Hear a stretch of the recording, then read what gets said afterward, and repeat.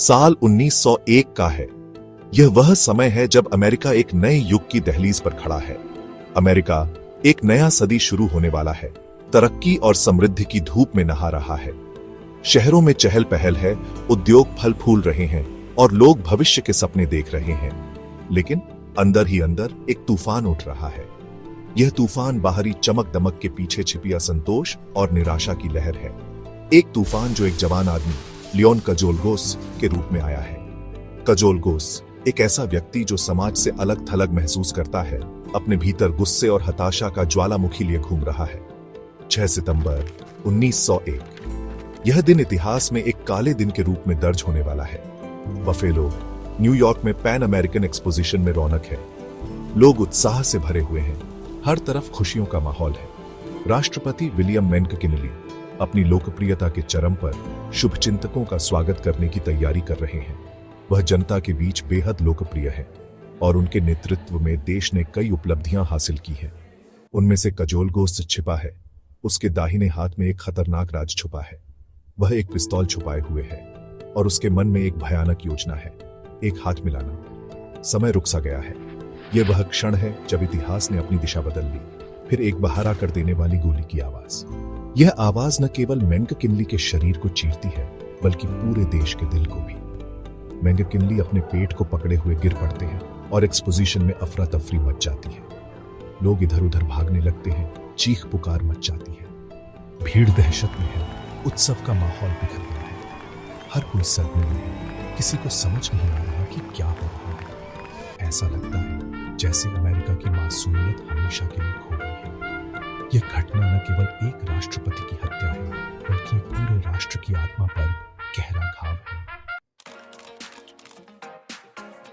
Leone कजोलगोस, यह नाम हमेशा के लिए बदनामी में दर्ज हो गया।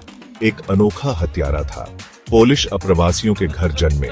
उनके शुरुआती जीवन में गरीबी और मुश्किलें थीं। जैसे जैसे कजोलगोस बड़ा हुआ, अमेरिका औद्योगिकरण के बढ़ते दर्द से जूझ रहा था। मजदूरों में अशांति, सामाजिक असमानता और राजनीतिक भ्रष्टाचार फैल रहा था, जिससे क्रांतिकारी विचारधाराओं के लिए उपजाऊ जमीन तैयार हो रही थी। कजोलगोस अनर्किस्मी वक्ताओं के उग्र भाषणों की ओर आकर्षित हुए और उनके क्रांति के संदेश में सांत्वना पाई। उन्हें यकीन हो गया कि हिंसा ही सामाजिक परिवर्तन का एकमात्र रास्ता है। राष्ट्रपति मैनकिनली जैसे सत्ता के प्रतीक पर प्रहार करने से दबे कुचले लोगों का विद्रोह भड़क उठेगा। अराजकतावाद एक राजनीतिक दर्शन जो सभी प्रकार की सरकार को खत्म करने की वकालत करता है, कई निराश अमेरिकियों के दिमाग में घर कर गया था।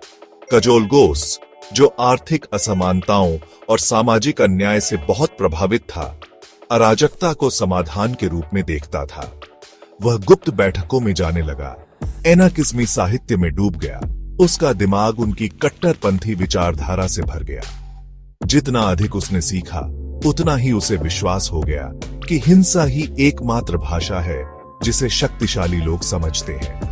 आदर्शवाद और गुस्से के खतरनाक मिश्रण से प्रेरित होकर कजोलगोस ने खुद को परिवर्तन के एक साधन के रूप में एक दमनकारी व्यवस्था के खिलाफ प्रहार करने वाले एक धर्मी बदला लेने वाले के रूप में देखा। भाग 4, न्याय के हॉल में लियोन कजोलगोस का मुकदमा। यह मुकदमा एक ऐसा क्षण था जिसने पूरे देश को हिलाकर रख दिया। राष्ट्रपति मैनकिनली की हत्या ने पूरे देश में सदमा पहुंचाया। यह एक ऐसा आघात था जिसने हर नागरिक को गहरे दुख में डाल दिया। हत्या के कुछ ही हफ्तों बाद लियोन कजोलगोस का मुकदमा एक सार्वजनिक तमाशा बन गया। एक ऐसा मंच जहां एक राष्ट्र दुख, क्रोध और न्याय की प्यास से जूझ रहा था। हर कोई जानना चाहता था कि इस भयावह कृत्य के पीछे कौन था और क्यों। अदालत पत्रकारों और जिज्ञासु दर्शकों से खचाखच भरी हुई थी, तनाव से भरी हुई थी। हर कोई इस ऐतिहासिक मुकदमे का गवाह बनना चाहता था। जज ट्रूमैन सी. व्हाइट, उनका चेहरा गंभीरता का नकाब था, कार्यवाही की अध्यक्षता कर रहे थे। उनकी आंखों में एक अजीब सी चमक थी, जैसे वे इस मामले की गंभीरता को पूरी तरह समझ रहे हों। थॉमस पेनी, कठोर निगाहों वाले अभियोजक ने कजोलगोस के खिलाफ मामला रखा। उनके शब्द धर्मी आक्रोश से भरे हुए थे। उन्होंने हर सबूत को विस्तार से प्रस्तुत किया। यह साबित करने के लिए कि कजोलगोस ने जानबूझकर और ठंडे दिमाग से यह हत्या की थी। कजोलगोस हालांकि एक रहस्य बना रहा। उसकी आंखों में एक अजीब सी उदासी थी, जैसे वह किसी गहरे विचार में डूबा हो। अपने वकीलों के साथ सहयोग करने से इनकार करते हुए वह पत्थर जैसी खामोशी में बैठा रहा। उसकी निगाहें किसी दूर बिंदु पर टिकी हुई थी। उसकी चुप्पी ने अदालत में एक अजीब सा माहौल बना दिया था। उसकी चुप्पी, पछतावे की उसकी स्पष्ट कमी ने उसके खिलाफ जनता की राय को और भड़का दिया। लोग उसे एक ठंडे खून का हत्यारा मानने लगे थे, जिसने अपने कृत्य के लिए कोई पछतावा नहीं दिखाया। इस मुकदमे ने न केवल न्याय प्रणाली की परीक्षा ली, बल्कि यह भी दिखाया कि एक राष्ट्र अपने नेता की हत्या के बाद कैसे प्रतिक्रिया करता है। यह एक ऐसा समय था जब हर कोई न्याय की उम्मीद कर रहा था, और कजोलगोस की चुप्पी ने इस उम्मीद को और भी बढ़ा दिया था। अंततः यह मुकदमा एक महत्वपूर्ण मोड़ साबित हुआ, जिसने न केवल कजोलगोस के भाग्य को सील कर दिया, बल्कि यह भी दिखाया कि न्याय की प्रक्रिया कितनी महत्वपूर्ण है। यह एक ऐसा क्षण था जिसने इतिहास में अपनी जगह बना ली। भाग 5, एक विभाजित राष्ट्र, जनमत और संदेह की छाया। यह वह समय था जब अमेरिका सामाजिक और राजनीतिक उथल-पुथल के दौर से गुजर रहा था।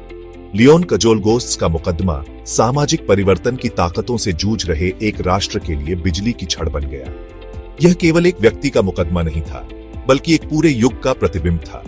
जबकि कई लोगों ने कजोलगोस को एक पागल व्यक्ति के रूप में निंदा की, उसे एक खतरनाक एनार्किस्मी के रूप में देखा, जो समाज के ताने बाने को नष्ट करने पर तुला हुआ था।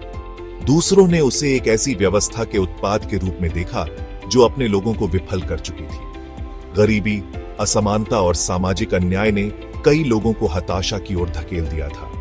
समाचार पत्रों और सड़कों के किनारे बहस छिड़ गई। हर कोई इस मामले पर अपनी राय रख रहा था, और यह बहस केवल अदालत के कक्षों तक सीमित नहीं थी। क्या कजोलगोस पागलपन से प्रेरित एक अकेला भेड़िया था जो अपने ही दिमाग के अंधेरे कोनों में खो गया था, या वह एक बड़ी एनार्किज्मी साजिश में एक पैदल सिपाही था? क्या वह एक व्यापक आंदोलन का हिस्सा था जो सरकार और व्यवस्था को चुनौती दे रहा था? क्या उसके कार्यों ने असंतोष के बढ़ते ज्वार, भविष्य की अशांति के अग्रदूत का प्रतिनिधित्व किया? क्या यह एक संकेत था कि समाज में कुछ गहरे बदलाव हो रहे थे? लोग सड़कों पर उतर आए, विरोध प्रदर्शन और रैलियों का आयोजन किया गया। हर कोई इस मुद्दे पर अपनी आवाज उठाना चाहता था। अराजकता का भूत बड़ा सा दिखाई दे रहा था, जिससे भय और संदेह पैदा हो रहा था। पुलिस और सुरक्षा बलों ने अपनी उपस्थिति बढ़ा दी थी, जिससे भय और संदेह पैदा हो रहा था। लोग अपने भविष्य को लेकर चिंतित थे, और यह चिंता हर चेहरे पर साफ दिखाई दे रही थी। मुकदमा समापन प्रदान करने के बजाय अमेरिकी समाज के भीतर विभाजनों को बढ़ाता हुआ प्रतीत हुआ। यह एक ऐसा समय था जब हर कोई अपने विचारों और भावनाओं को व्यक्त कर रहा था। अमेरिकी समाज के भीतर विभाजनों को बढ़ाता हुआ प्रतीत हुआ। यह विभाजन केवल राजनीतिक नहीं था, बल्कि सामाजिक और सांस्कृतिक भी था, जो एक लंबे समय तक चलने वाला संघर्ष बन गया।